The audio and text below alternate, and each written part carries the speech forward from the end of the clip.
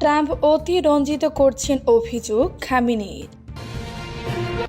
গাজা যুদ্ধ বন্ধে ইসরায়েলের উপর চাপ দিতে যাচ্ছে যুক্তরাষ্ট্র। আজারবাইজান থেকে ইরানে ইসরায়েলি ড্রোন জবাব চাইল তেহরান। গাজায় ত্রাণ প্রার্থীদের উপর ইসরায়েলি হামলা, নিহত আরও ৭২। গাজায় যুদ্ধবিরতির দাবিতে ভিয়েতনামে বিক্ষোভ। দাবানলে পড়ছে তুরস্ক, খালি হচ্ছে গ্রাম।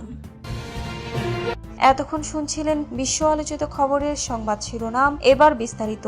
আমাদের খবরটি যদি ভালো লেগে থাকে অবশ্যই লাইক, কমেন্ট, শেয়ার করতে ভুলবেন না। গাজা যুদ্ধ বন্ধে ইসরায়েলের উপর চাপ দিতে যাচ্ছে যুক্তরাষ্ট্র। গাজা উপত্যকায় যুদ্ধবিরতি ও বন্দি বিনিময়ের জন্য ইসরায়েলের কৌশল বিষয়ক মন্ত্রী রন ডারমারকে চাপে ফেলতে পারে যুক্তরাষ্ট্র। ইসরায়েলি গণমাধ্যমের উদ্ধৃতিতে এ খবর জানিয়েছে আনাদোলো এজেন্সি। ডারমার বর্তমানে ওয়াশিংটন ডিসিতে অবস্থান করছেন।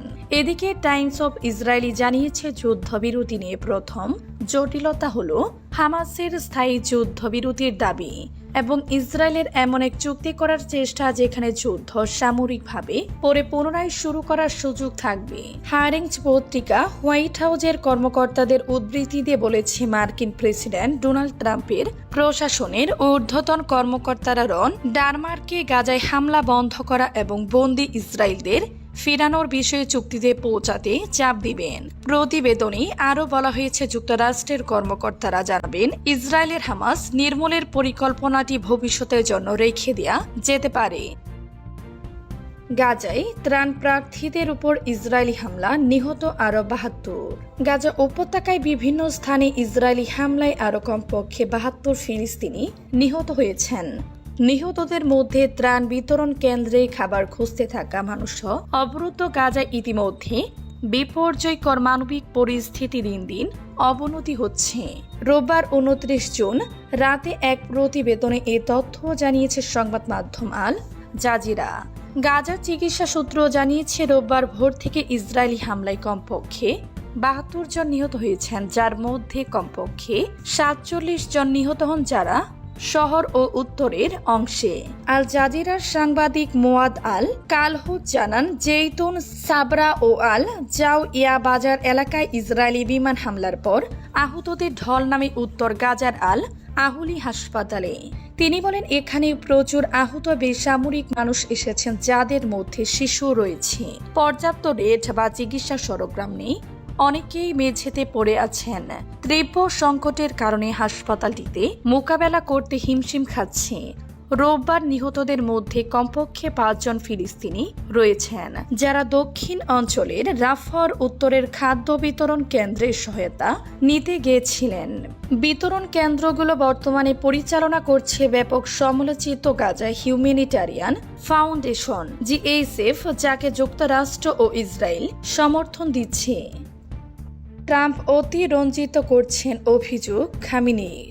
ইরানের সর্বোচ্চ ধর্মীয় নেতা আয়াতুল্লাহ আলী খামেনি যুক্তরাষ্ট্র ইরানের স্থাপনায় সম্প্রতি যে হামলা চালিয়েছে তার সাফল্য নিয়ে দেশটির প্রেসিডেন্ট অতিরঞ্জিত দাবি করেছেন বলে মন্তব্য করেছেন ইরানের সর্বোচ্চ ধর্মীয় নেতা আয়াতুল্লাহ আলী খামেনি।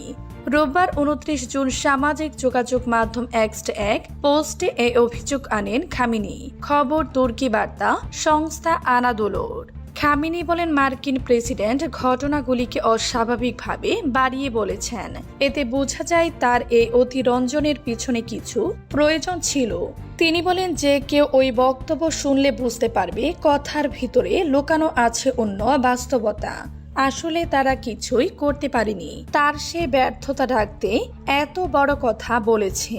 এর আগে এক্স নিউজকে দেয়া এক সাক্ষাৎকারে মার্কিন প্রেসিডেন্ট ডোনাল্ড ট্রাম্প বলেছেন, আমরা হামলা চালিয়ে তাদের পারমাণবিক সক্ষমতা ধ্বংস করেছি এবং তারপর থেমে গিয়েছি। এটা ছিল এক দারুণ কাজ। তারা আর এগোতে পারত না। এটা ছিল এক ভয়ঙ্কর রকমের ১২ দিন, খুবই তীব্র।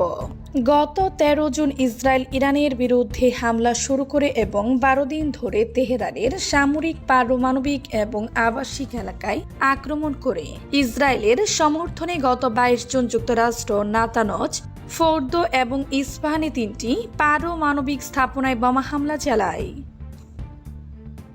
দাবানলে পড়ছে তুরস্ক, খালি হচ্ছে গ্রাম। ভয়াবহ দাবানলে পড়ছে তুরস্ক। স্থানীয় সময় রোববার 29 জুন সমুদ্র তীরবর্তী ইজমির প্রদেশের বনাঞ্চলে ছড়িয়ে পড়ে আগুন। বাতাসের তীব্রতায় মুহূর্তে আশপাশের এলাকায় ছড়িয়ে পড়ে এই আগুন।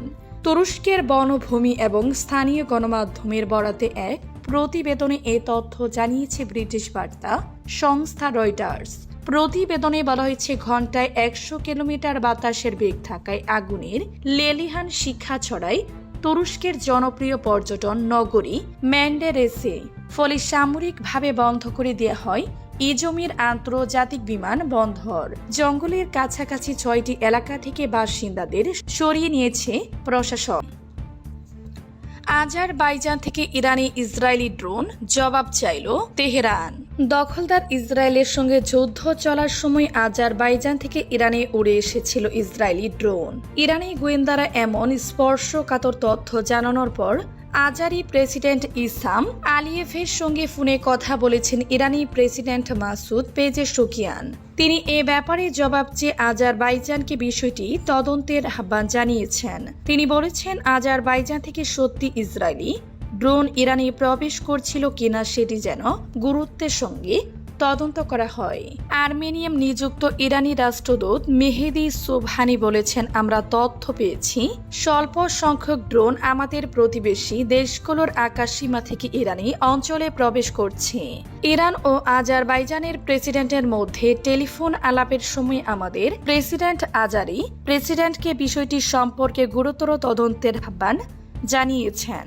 আমরা এই তদন্তের ফলাফলের জন্য অপেক্ষা করব।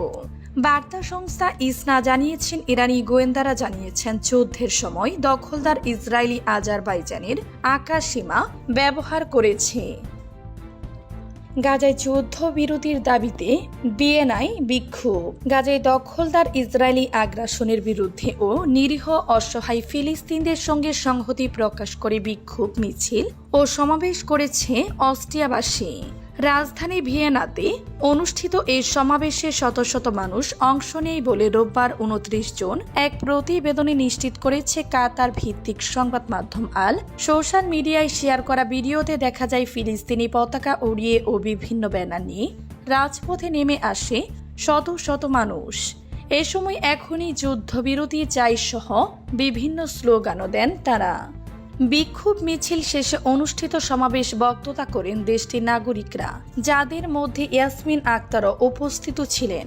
চলতি মাসের শুরুতে সুইডিশ সমাজকর্মী গ্রেটা থনবার্গের সঙ্গে গাজায় ত্রাণ সহায়তা নিয়ে যার উদ্দেশ্যে একটি জাহাজে রওনা দেওয়া সেই দলের অন্যতম সদস্য ছিলেন তিনি। যদিও ইসরায়েলি সেনাবাহিনী ভূমধ্য সাগরের তীরে তাদের আটক করে এবং নিজ দেশে ফেরত পাঠিয়ে দেয়।